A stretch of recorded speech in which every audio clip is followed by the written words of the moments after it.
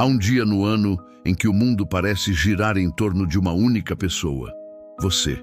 Velas, bolos, presentes, sorrisos, mas... E se esse costume tão comum escondesse uma origem muito mais antiga e muito mais obscura do que imaginamos? Hoje, você vai descobrir a verdadeira história dos aniversários. De onde surgiu a ideia de celebrar o dia do nascimento? E por que, durante séculos, essa prática foi rejeitada por religiões e associada a rituais de proteção espiritual?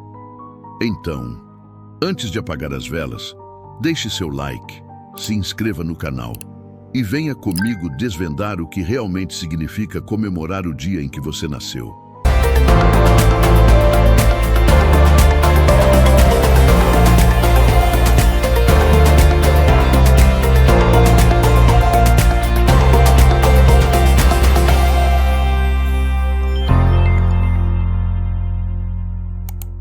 Capítulo 1. As primeiras celebrações, quando o nascimento era um presságio. Muito antes de existirem calendários, velas ou bolos, os antigos observavam o nascimento como um sinal celeste. Cada nova vida era acompanhada pelo movimento das estrelas, e acreditava-se que o momento exato do nascimento determinava o destino da alma. Entre os babilônios e egípcios, o nascimento de um governante era mais do que um evento humano. Era a descida de uma divindade à terra. Os faraós, por exemplo, não celebravam o dia em que vieram ao mundo, mas o dia em que eram renascidos como deuses vivos, momento em que o espírito solar de Ra supostamente habitava seu corpo. Essas festas eram suntuosas.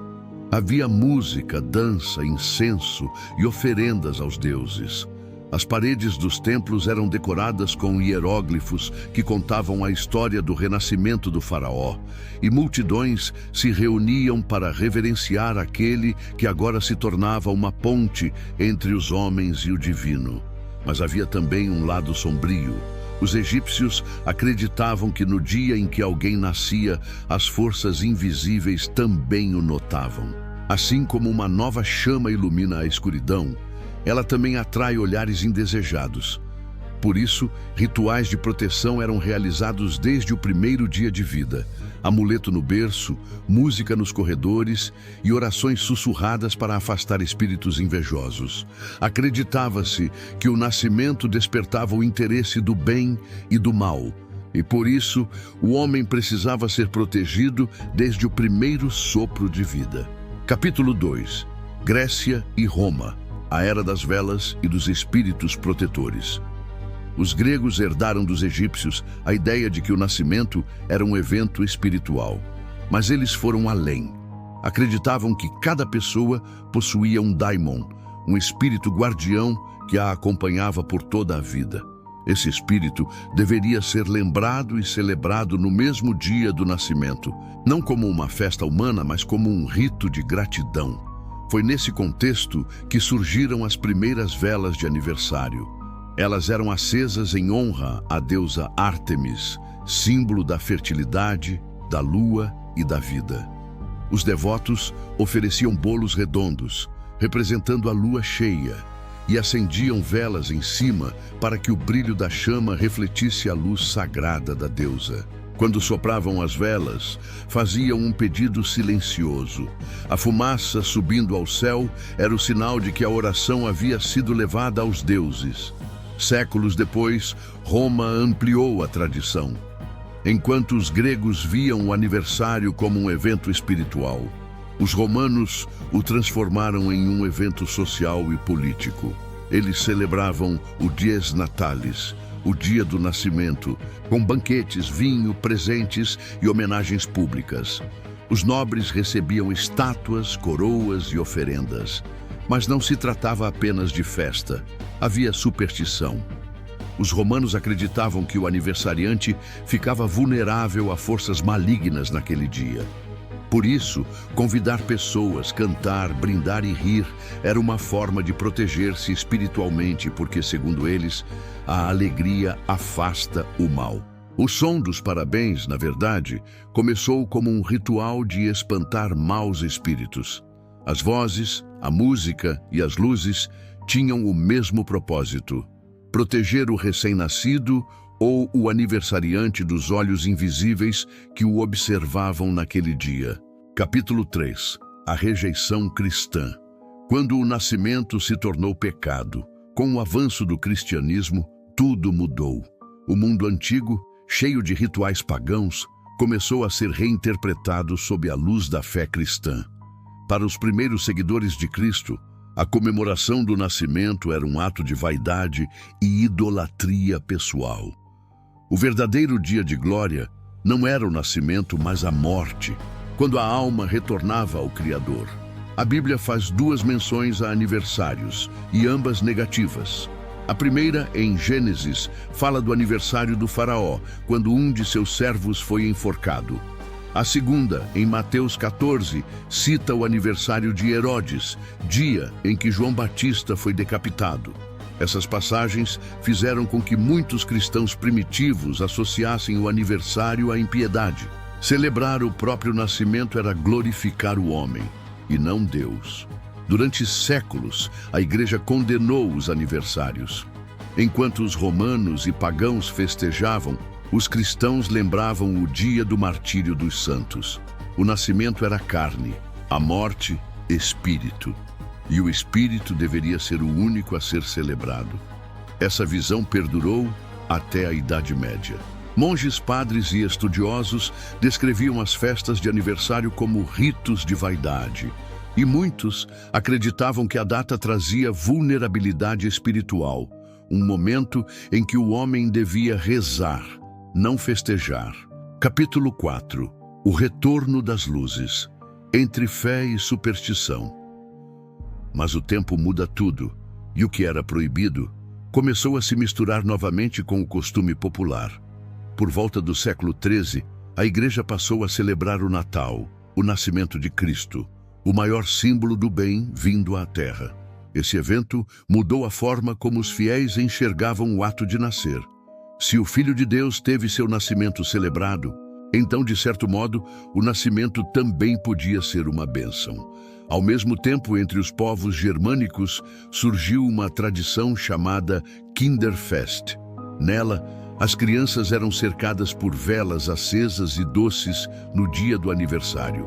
Não era apenas comemoração, era proteção contra o mal. As velas simbolizavam anjos guardiões e o bolo, redondo, representava o ciclo da vida. Soprar as velas significava renovar a alma, e o pedido era uma prece disfarçada. Com o tempo, essas práticas se espalharam pela Europa. Os camponeses celebravam com pão e frutas, os nobres com banquetes e vinhos, mas o sentido oculto permanecia o mesmo. No dia em que você nasceu, algo desperta novamente e precisa ser aplacado com luz, alegria e oração. Capítulo 5. A simbologia oculta, bolo, velas e círculo de proteção. Se olharmos com atenção, veremos que cada elemento de uma festa de aniversário tem um significado antigo, e quase todos são místicos. O bolo redondo vem do culto lunar de Ártemis, símbolo de completude, ciclo e eternidade.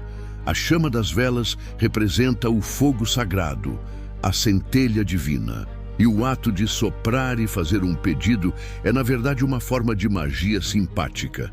Você projeta um desejo, entrega-o à fumaça e acredita que o vento o levará aos deuses.